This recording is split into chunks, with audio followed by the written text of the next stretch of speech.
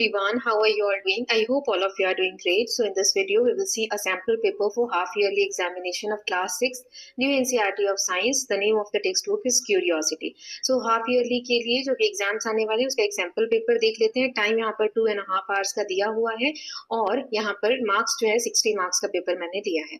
4 sections होंगे. सारे questions जो है कंपलसरी है. जहां पर डायग्राम्स बनाने के लिए बोला जाए वहां आपको डायग्राम्स बनाना है.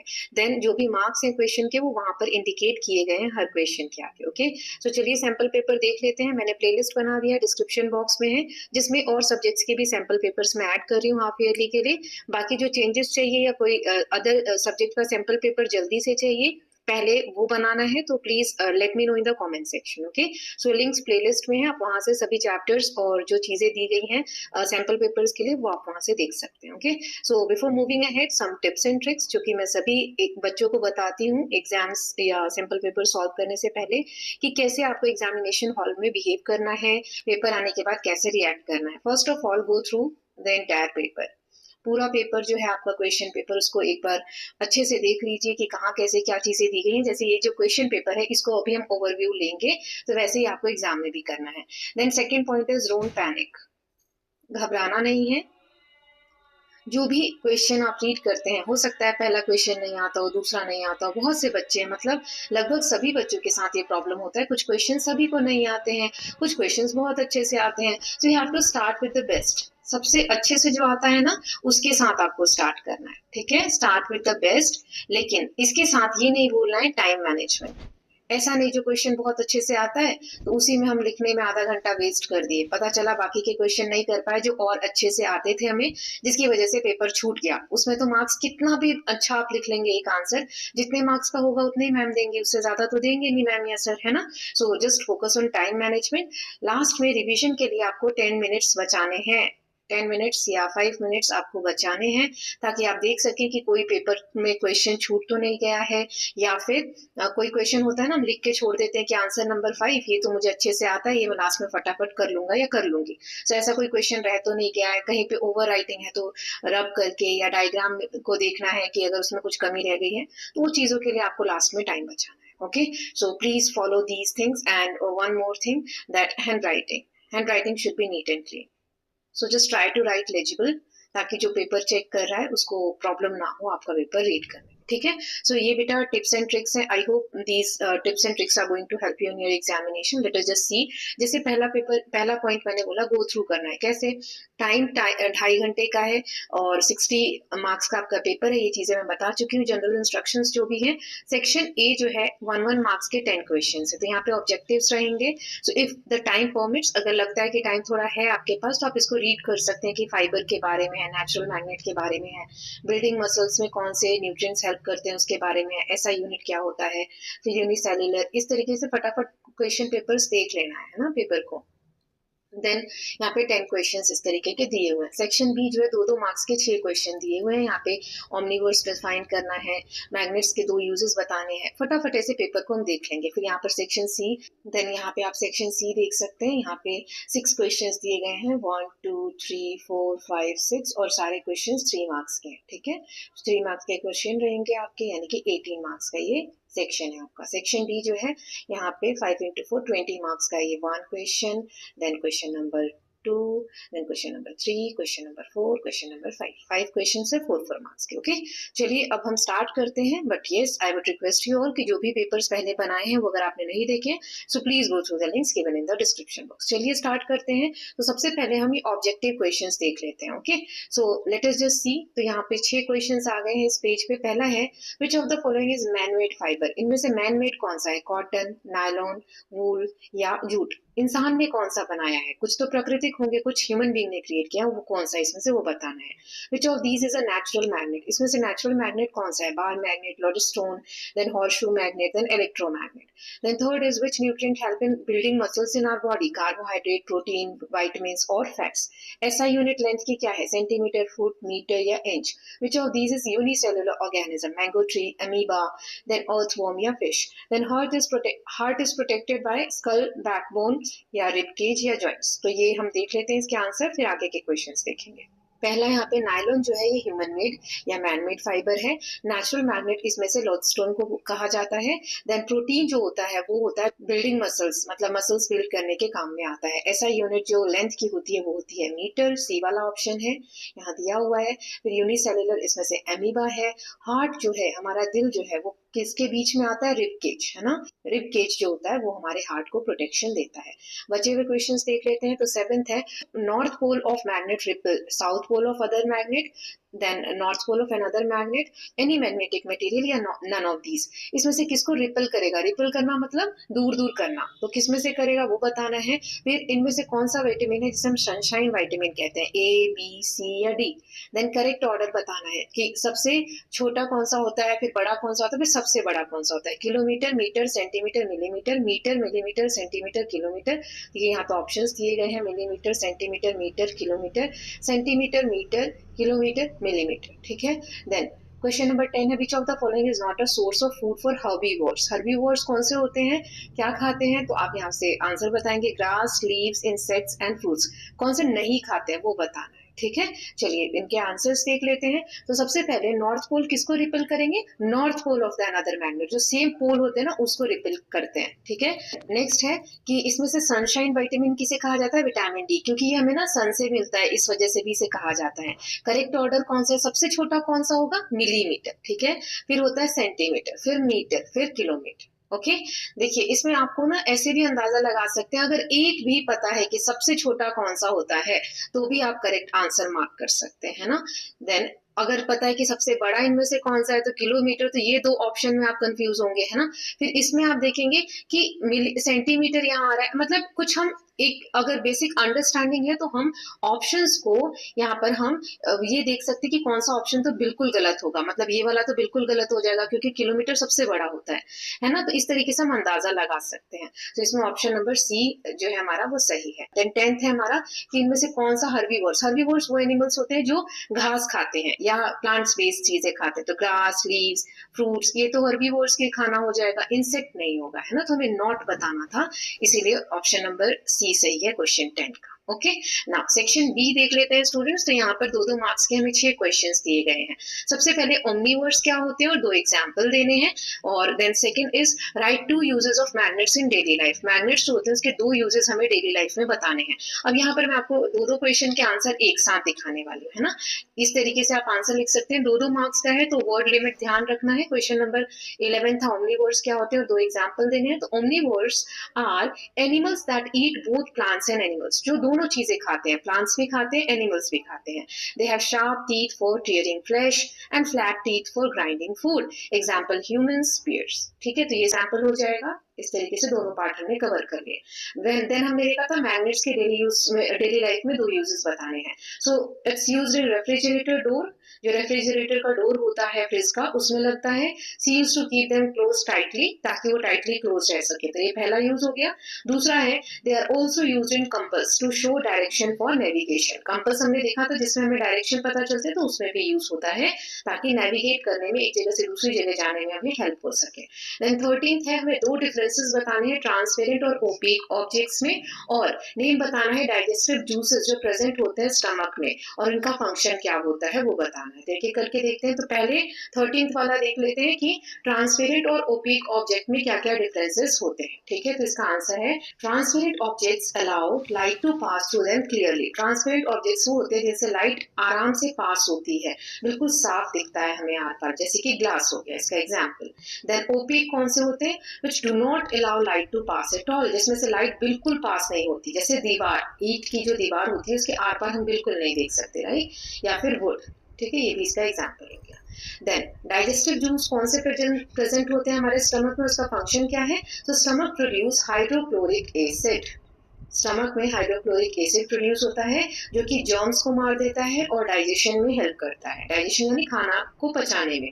It also produce pepsin enzyme, इसमें पेप्सिन करके एक एंजाइम प्रोड्यूस होता है जो कि जो प्रोटीन हम लेते हैं खाने में, जो प्रोटीन का फॉर्म होता है उसको तोड़ता है छोटे छोटे टुकड़ों में, जिसे कहते हैं सिंपलर फॉर्म ऑफ प्रोटीन, ठीक है। सो ये एंजाइम्स, और ये हमने देखा कि क्या क्या स्टमक में प्रोड्यूस होता है, hydrochloric acid and pepsin enzyme. Okay ना। क्वेश्चन नंबर 15 है कि एक पेंसिल है जिसका मेजर दिया हुआ 12.6 centimetre, express its length in millimetre. तो मिलीमीटर में इसकी लेंथ कितनी होगी? मिलीमीटर छोटा होता है, सेंटीमीटर बड़ा होता है। Then what is habitat? Habitat का मतलब क्या होता है? और इसके दो एग्जांपल देने हैं टेरेस्ट्रियल और एक्वेटिक हैबिटेट्स के बारे में। तो सबसे पहले 15 देख लेते हैं। पेंसिल का मेजरमेंट कितना दिया हुआ है? 12.6 सेंटीमीटर। तो देखो हमने देखा था कि 1 सेंटीमीटर में 10 मिलीमीटर होते हैं, तो हमें इतने सेंटीमीटर दिए हैं, तो इसमें कितने मिलीमीटर होंगे? तो 10 से मल्टीप्लाई कर देंगे।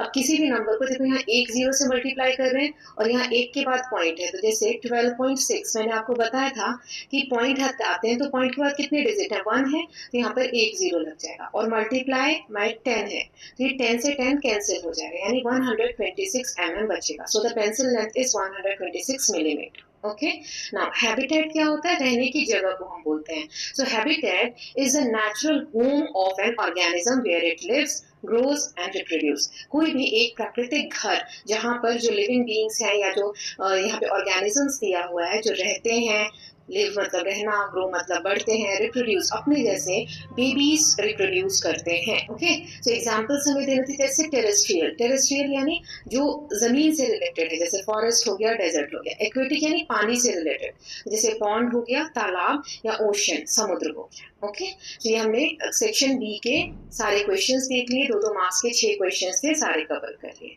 नाउ अब हम सेक्शन सी देखेंगे। इसमें बेटा 6 क्वेश्चन है, 3-3 मार्क्स के, और 18 नंबर का ये पूरा सेक्शन है हमारा। सो पहला क्वेश्चन है इसमें, कार्बोहाइड्रेट्स क्या होते हैं? Right their main function. इनका मेन फंक्शन क्या होता है वो बताना है, और ऐसे फूड हमें 2 एग्जांपल्स बताने हैं जो रिच होते हैं, मतलब जिसमें कार्बोहाइड्रेट्स पाया जाता है। और 18th है, हमें describe an activity to show that a freely suspended magnet always comes to rest in a particular direction. कि कोई भी मैग्नेट अगर हम लेते हैं और उसको फ्रीली सस्पेंड कर देते हैं, ऐसे धागे से बांध के उसको सस्पेंड कर दोगे, मतलब टांग दोगे हवा में, तो एक ही एक पर्टिकुलर डायरेक्शन में ये रेस्ट करेगा। तो इसके बारे में आपको एक्टिविटी एक अरेंज करनी है या लिख के बताना है। ठीक है, तो 17th और 18th दोनों देख लेते हैं। तो पहला हमें कार्बोहाइड्रेट के बारे में बताना था कि मीनिंग क्या होता है। सो दीज आर, मतलब carbohydrates are energy giving nutrients. ये 3 वर्ड अगर आपको याद हो जाते हैं तो ये आप आंसर लिख सकते हैं। कार्बोहाइड्रेट्स क्या होते हैं? Energy giving nutrients. ऐसे न्यूट्रिएंट्स हमें एनर्जी देते हैं। उनके मेन फंक्शन क्या है? So to provide energy for body activities. Body के सभी कामों के लिए हमें एनर्जी प्रोवाइड करना कार्बोहाइड्रेट्स का काम होता है। देन 2 एग्जांपल्स हमें बताने थे जो कार्बोहाइड्रेट्स में रिच फूड होते हैं। सो राइस, व्हीट एंड पोटैटोज। मैंने तो 3 बता दिए, आप जो इनमें से याद रहे वो बता सकते हैं। ये रिच होते हैं carbohydrates. Okay now question number 18, describe an activity. हमने देखा था कि मैग्नेट को सस्पेंड करें, वो हमेशा एक पर्टिकुलर डायरेक्शन में रेस्ट करता है, तो इसके लिए आपको एक एक्टिविटी अरेंज करनी थी। तो आप कैसे लिखेंगे? Suspend a bar magnet freely with a thread. एक धागे से बांधकर एक बार मैग्नेट को आप फ्रीली सस्पेंड कर दीजिए।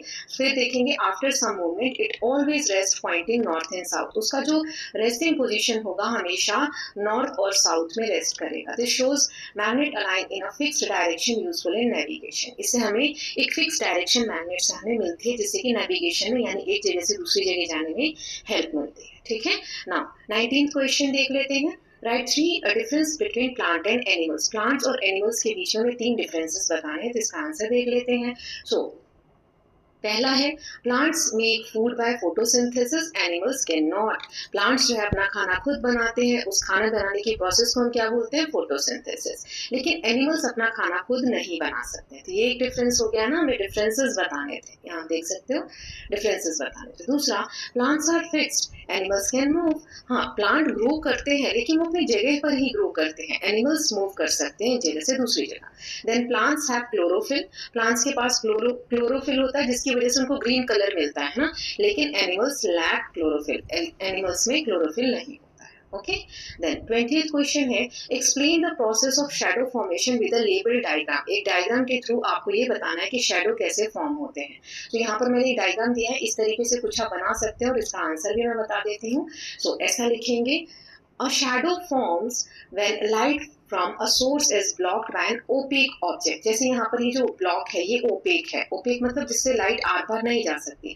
तो शैडो हमेशा तभी बनती है जब एक कोई ऐसी चीज आ रही हो जो लाइट को पार ना जाने दे, जिसे हम कहते हैं ओपेक ऑब्जेक्ट। और लाइट कहाँ से आ रही है? एक सोर्स से। तो यहाँ पर लाइट सोर्स क्या हो गया? टॉर्च हो गया।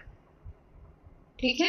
अब यहाँ पर ऑब्जेक्ट हमने रखा बॉल, तो बॉल की एक शेडो बन जाएगी यहाँ पे ब्लैक कलर की, क्योंकि इतनी लाइट जो है वो ब्लॉक हो गई है ऑब्जेक्ट, ओपेक ऑब्जेक्ट की वजह से, है ना। ये शेडो हो गया और ये स्क्रीन हो गया। तो लाइट ट्रेवल स्ट्रेट, लाइट जो है स्ट्रेट ट्रेवल करती है इस तरीके से, एकदम straight. So a dark outline appears behind the object, इसीलिए ऑब्जेक्ट जो भी है, जैसे यहाँ पर बॉल है, उसके पीछे एक डार्क आउटलाइन आपको दिखने लग जाती है। ओके, सो जैसे यहाँ पर आपको मैंने नाम लिख के दिए, तो आप इस तरीके से लिख सकते हैं। ओके, क्योंकि डायग्राम भी बनाना था। अब नेक्स्ट क्वेश्चन है, हमें फंक्शन लिखने इन तीनों के, किस किस के, रूट का, स्टेम का और लीफ का, इनका क्या क्या फंक्शन होता है। और फिर क्वेश्चन नंबर 22 है कि a cricket bat is 12 times longer than the scale in your geometry box. एक क्रिकेट बैट 12 गुना ज्यादा बड़ा होता है, जितना आपके ज्योमेट्री बॉक्स में जो स्केल होता है ना, उसका 12 टाइम्स कर दो, उतना बड़ा। अगर स्केल 15 सेंटीमीटर है तो बैट की लेंथ कितनी होगी सेंटीमीटर और मीटर में, ये बताना है। तो कैसे करेंगे, चलिए देखते हैं। पहला है तीनों के फंक्शन बताने, तो पहला रूट का देख लेते हैं। रूट क्या करते हैं, absorbs water and minerals, anchors plant. Plant के लिए जो जमीन में हम पानी डालते हैं या जो मिनरल्स होते हैं मिट्टी में, वो एब्जॉर्ब करना रूट का काम होता है। स्टेम यानी जो तना होता है, उसका काम क्या होता है, प्लांट को सपोर्ट करना, transport food and water to each and every part of plant. Then leaf का काम क्या होता है, तो लीफ ही जो है वो खाना प्रिपेयर करते हैं प्लांट्स में through the process of photosynthesis. Okay, so I hope the function is clear to all of you. Now next है, एक क्रिकेट बैट का लेंथ हमें 12 टाइम दिया है कि वो बड़ा है, किससे, आपके ज्योमेट्री बॉक्स में जो स्केल है जिसका लेंथ दिया हुआ है 15 सेंटीमीटर। तो आपको बैट का लेंथ बताना है। देखो लेंथ ऑफ स्केल कितना दिया है, 15 सेंटीमीटर, ठीक है। देन बैट कितना हो गया, 12 इंटू 15 यानी 180 सेंटीमीटर, क्योंकि स्केल का 12 गुना यहाँ पे दिया है, टाइम्स मतलब गुना, उतनी बार मल्टीप्लाई करना है। अब इसे हमें मीटर में कन्वर्ट करना है, क्योंकि सेंटीमीटर में है, तो मीटर में कन्वर्ट करने के लिए देखो, जब हम बड़े में कन्वर्ट करते हैं, सेंटीमीटर छोटा है एज कम्पेयर टू मीटर, तो जब हम बड़े में कन्वर्ट करते हैं ना, तो डिवाइड करते हैं, ठीक है। सो क्योंकि क्योंकि एक मीटर में 100 सेंटीमीटर होते हैं, तो हम 100 से डिवाइड करेंगे, ठीक है। तो यहाँ पर 180 जो सेंटीमीटर, इसको 100 से डिवाइड करो, वेरी सिंपल। अब 180 है ना, तो जैसे पॉइंट हटाने के लिए उतने ही जीरो नीचे लगाते हैं जितने पॉइंट के बाद डिजिट होते हैं। तो यहाँ कितने जीरो है, 2 जीरो है, तो 1 2, 2 के बाद यहाँ पॉइंट लगा देंगे, यानी 1.8 मीटर। बाद में जीरो की इतनी वैल्यू नहीं होती, तो आप छोड़ सकते हैं। सो बैट की जो लेंथ होगी वो 180 सेंटीमीटर या 1.8 मीटर होगी। हमें सेंटीमीटर्स और मीटर्स में दोनों में आंसर बताना था, तो इस तरीके से हमने आंसर कर दिया है। ओके, सो हमने सेक्शन सी भी देख लिया। आई होप आपको क्वेश्चन सही लग रहे होंगे और समझ में आ रहे होंगे ना। सेक्शन डी देख लेते हैं बेटा।